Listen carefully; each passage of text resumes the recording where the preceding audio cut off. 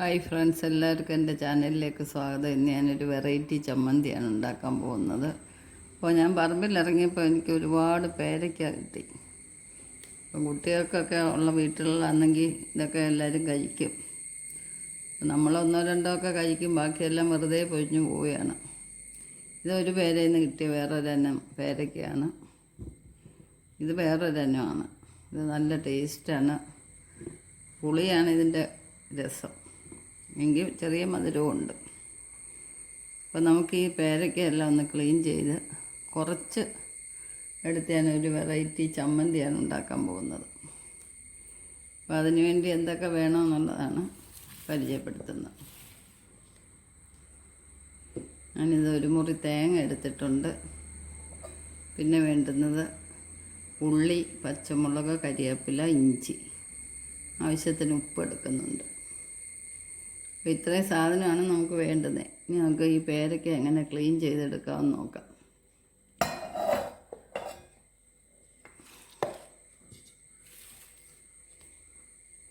അപ്പോൾ പേരയ്ക്ക നമുക്ക് ഒരു പാടുമില്ല.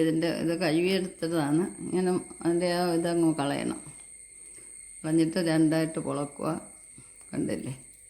അപ്പോൾ ഈ അരി നന്നായിട്ട് ഇളക്കി കളയാൻ വെക്കും. എന്നിട്ട് ഇതാ കൈ കൊണ്ട് നമുക്ക് മാറ്റാവുന്നതാണ്. ഒരു അരി പോലും ഇല്ലാതെ എടുക്കാം. കണ്ടില്ലേ? നമുക്ക് ചമ്മന്തിയുടെ പുളിക്ക് ആവശ്യമായിട്ടുള്ളതെല്ലാം ഇതുപോലെ ക്ലീൻ ചെയ്തെടുക്കാം.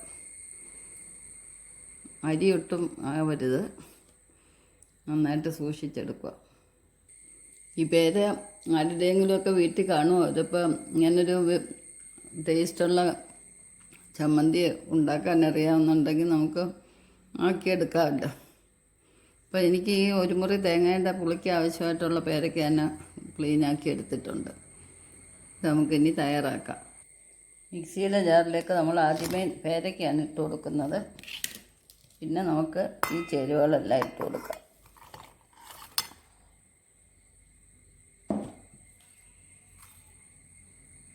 ഇനി ആവശ്യത്തിന് ഉപ്പിട്ട് കൊടുക്കുക. എടുക്കുന്ന ക്വാണ്ടിറ്റിക്ക് അനുസരിച്ച് നമ്മൾ ചേരുവ ചേർക്കാവുന്നതാണ്.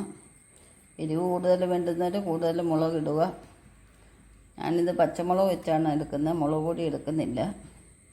ഇതൊന്ന് കറക്കിയിട്ട് മാത്രം നമുക്ക് തേങ്ങ ഇടാം.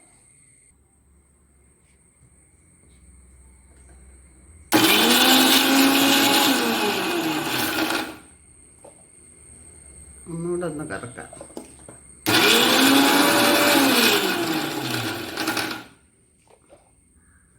ഇപ്പോൾ എല്ലാം നന്നായിട്ട് കറങ്ങിയിട്ടുണ്ട്. ഇനി നമുക്കിതിലേക്ക് തേങ്ങ ഇട്ട് കൊടുക്കാം.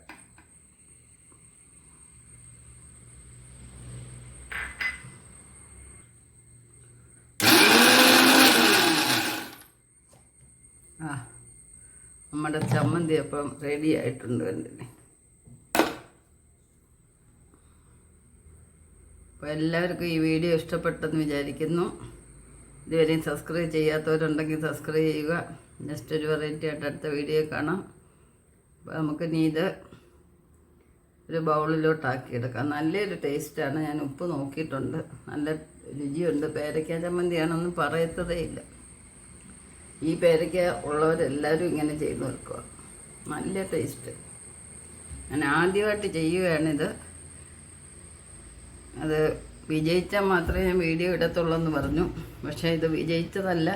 സൂപ്പറാണിത്. എപ്പോഴും ഒരു കാര്യം ഓർക്കുക, നമുക്ക് അനുകരണങ്ങളുടെ പുറകെ പോകാതെ നമുക്ക് നമ്മുടേതായിട്ടുള്ള ശൈലിയിൽ എന്ത് ചെയ്യാമെന്നുള്ളത് നമ്മൾ ചിന്തിക്കുക, പരിശ്രമിക്കുക. വിജയം ഉറപ്പാണ്.